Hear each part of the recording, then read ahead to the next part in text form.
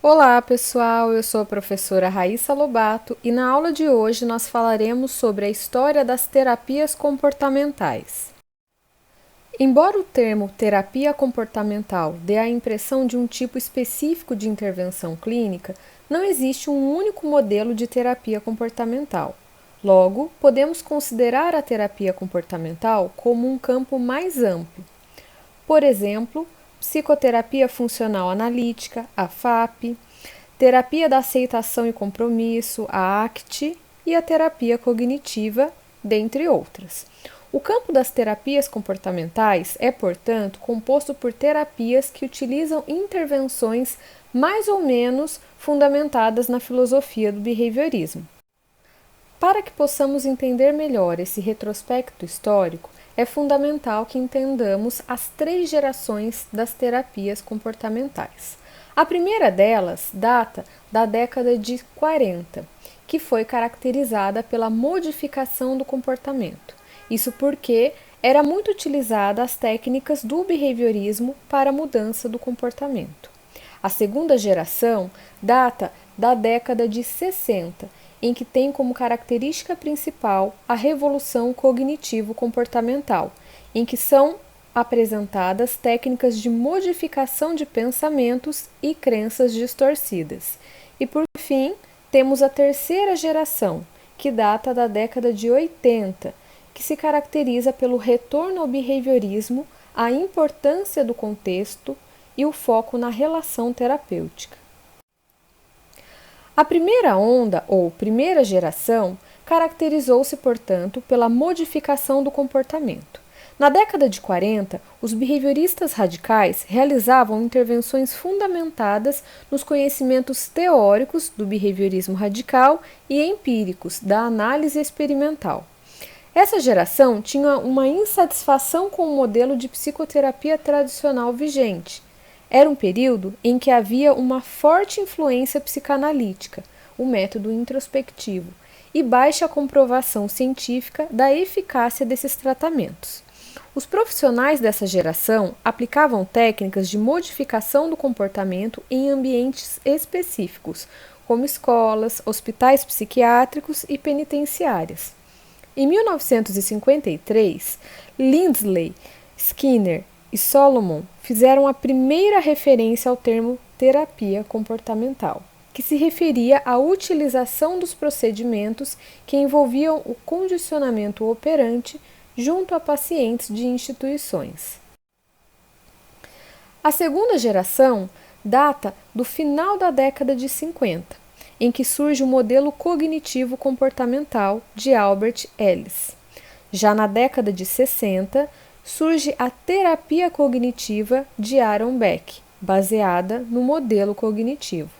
Na década de 70, temos o grande estopim da terapia cognitivo-comportamental, que ficou conhecida como revolução cognitiva. Ainda existiam os terapeutas da modificação do comportamento, mas surgiram inúmeros terapeutas que passaram a incorporar conceitos teóricos de outras abordagens, cognitiva, na sua atuação clínica. O foco de atuação dos terapeutas dessa geração era o atendimento de pacientes adultos em terapia face a face em consultório. A principal diferença entre o modelo cognitivo e o modelo behaviorista é o tratamento dado aos eventos privados. A principal crítica que os cognitivistas faziam era, segundo eles, a análise do comportamento dava grande ênfase nas variáveis ambientais e desconsiderava os eventos privados como mediadores de qualquer ação dos indivíduos. Logo, a atuação clínica passou a ter a necessidade de ser complementada com outros modelos teóricos.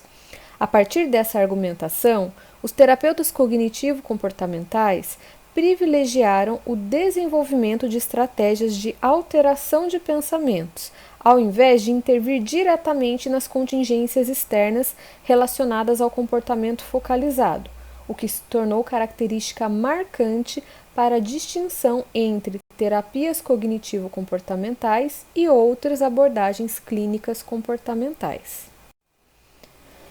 A definição de terapia cognitivo-comportamental compõe alguns elementos, como, por exemplo, é uma psicoterapia breve, estruturada, orientada para o presente, para a solução de problemas e para a modificação de comportamentos e pensamentos disfuncionais. Essa terapia ela é baseada no modelo que afirma que os transtornos psicológicos envolvem pensamentos disfuncionais. Os pensamentos negativos, portanto, não são apenas sintomas, dada essa visão. Eles mantêm o quadro depressivo, pois contém distorções que afetam o modo de sentir da pessoa. Os objetivos da terapia cognitivo-comportamental são proporcionar à pessoa um novo hábito de pensar, ampliando sua consciência e ajudando-a a interpretar a realidade de modo realista e justo.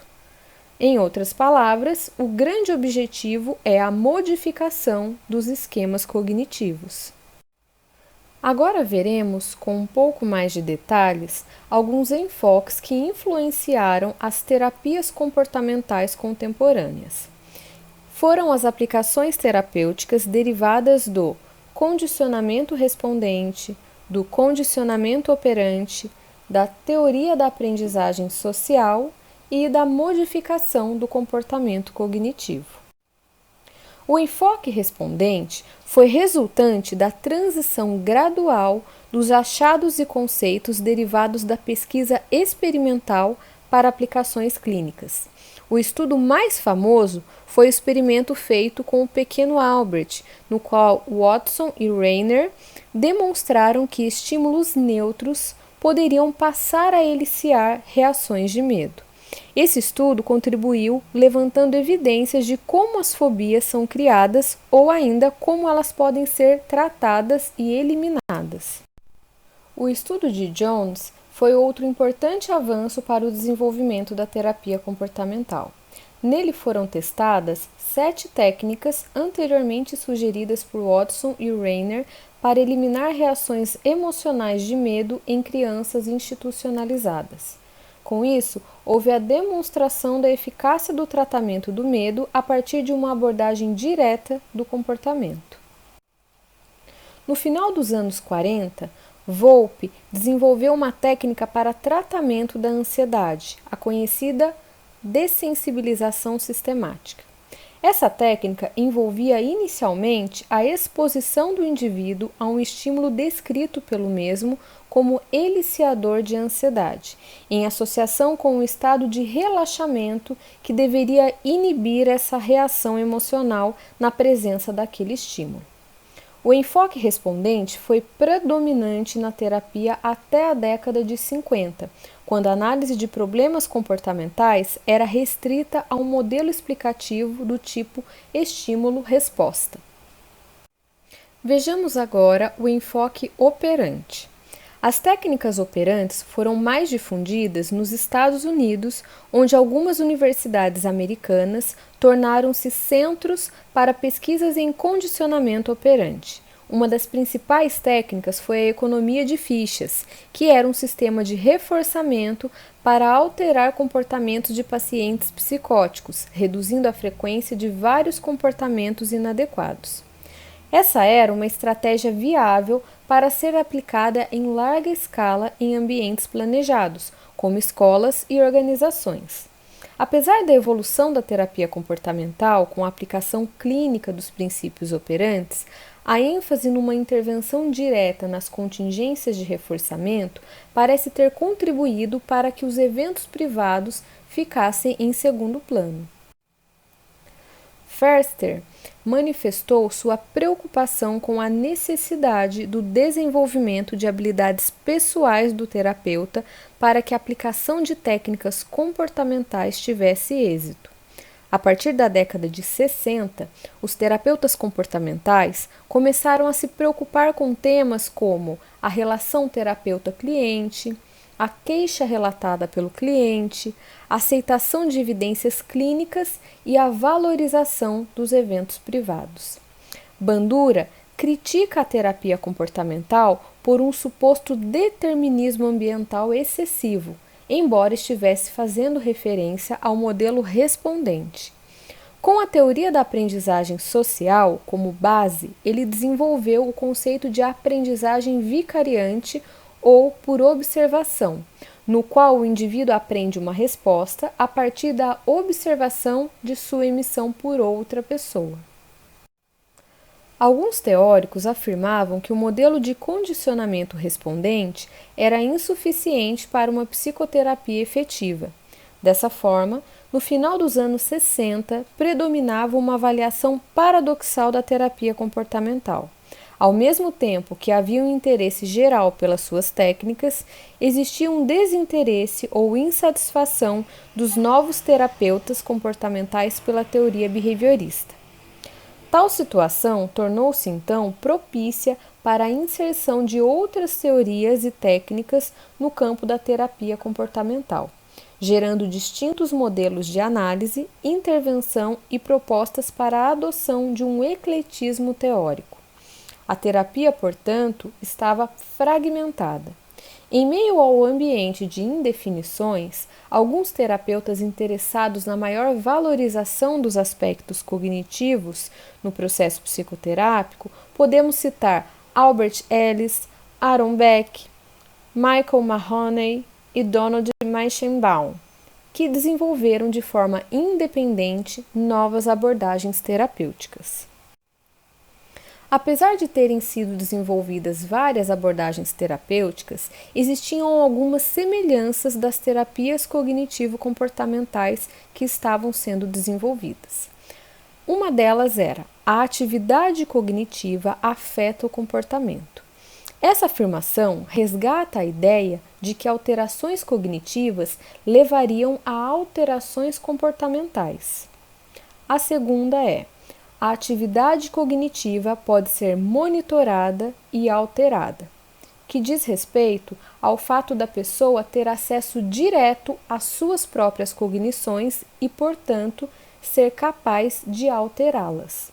A terceira, a mudança de comportamento almejada pode ser afetada pela mudança cognitiva. O que eles queriam dizer era que, além da mudança nas contingências de reforçamento, as alterações ao nível cognitivo funcionariam como métodos alternativos para se efetuar mudanças comportamentais.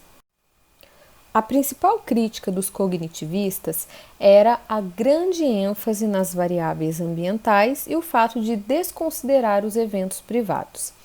Essas críticas surgiram pelos seguintes motivos. O primeiro deles, algumas considerações que o Skinner havia dado davam um certo valor secundário aos eventos privados. A segunda, a ampla tradição da pesquisa básica da aprendizagem animal não requeria o estudo da subjetividade, ou seja, dos eventos privados. E a terceira era que o tipo de população atendida pelos primeiros terapeutas comportamentais demandavam uma intervenção mais diretamente voltada para a mudança das contingências ambientais. Não tinha surgido ainda na TAC, em termos históricos, a necessidade de uma preocupação de intervir em pensamentos, sentimentos, memórias, sentimentos de eu ou self, os eventos privados. Enquanto os cognitivistas atendiam em consultório pessoas com essas demandas e produziam inúmeras evidências científicas de sua eficácia. O surgimento das terapias cognitivo-comportamental contribuiu para intensificar as discussões sobre a necessidade de elaboração e desenvolvimento de um modelo de intervenção comportamental referente aos eventos privados. Foi aí que veio então o questionamento: os princípios da análise do comportamento são suficientes para embasar uma prática clínica eficaz e coerente com o behaviorismo radical frente a verbalizações do cliente que parecem descrever algum estado ou processo privado? E com isso surge a terceira onda ou terceira geração da terapia comportamental, que se caracterizou pelo retorno ao behaviorismo radical, a importância do contexto e da relação terapêutica. Vemos então um novo modelo de terapia, uma terapia verbal que considera a subjetividade, porém mantém coerência com a análise do comportamento, quando ela leva em consideração o modelo de seleção pelas consequências, a ideia monista, ou seja, do homem como um todo, não mais mente, cognição e comportamento. A perspectiva relacional, não há uma ênfase no ambiente, e sim uma relação entre ambiente e organismo. Na terceira onda, os eventos privados podem fazer parte de relações de controle do comportamento, mas não são a causa do comportamento.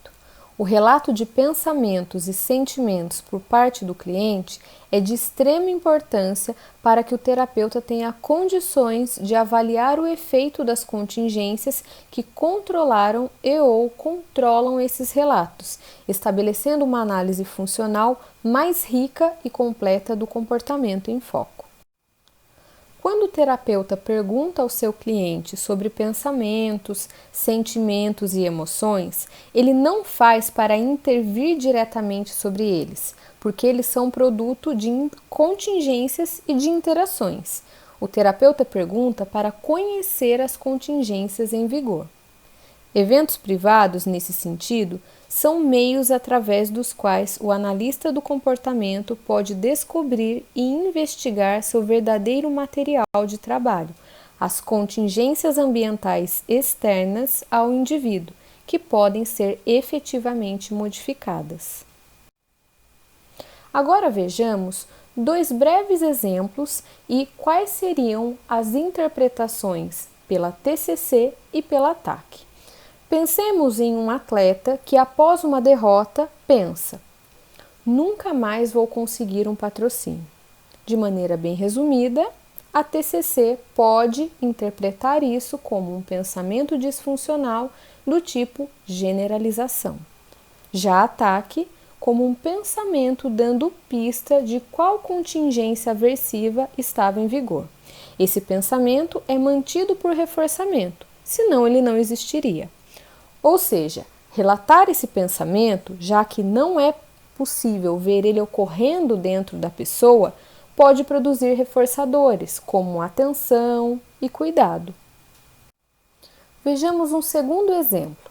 Um atleta pensa: fiquei tão nervoso na hora do jogo que senti tontura e até achei que ia desmaiar. Na TCC, podemos interpretar esse pensamento disfuncional e categorizá-lo como catastrofização. Já na TAC, esse pensamento também dá pista de uma contingência aversiva em vigor. A tontura, nesse caso, pode ter sido eliciada, mas também pode envolver reforçadores do tipo cuidado, atenção, fuga e esquiva de situações consideradas pelo atleta como aversivas. Bom, para concluir a aula de hoje, não podemos dizer que existe um modelo de psicoterapia certo ou errado. Nem a TCC, nem a TAC estão certas ou erradas. Na TCC, o pensamento, evento privado, causa o comportamento. O papel do terapeuta é ensinar novas formas de pensar. Já na TAC, o pensamento é resultante de interações com o ambiente. Afetam o comportamento, mas não são a causa dele. O papel do terapeuta não é mudar a forma de pensar, mas sim levar o cliente a mudar a contingência. A referência bibliográfica para a aula de hoje foi o capítulo O Surgimento das Terapias Cognitivo-Comportamentais e suas consequências para o desenvolvimento de uma abordagem clínica analítico-comportamental dos eventos privados, que está na Revista Brasileira de Terapia Comportamental e Cognitiva. Obrigada por ter assistido à aula de hoje.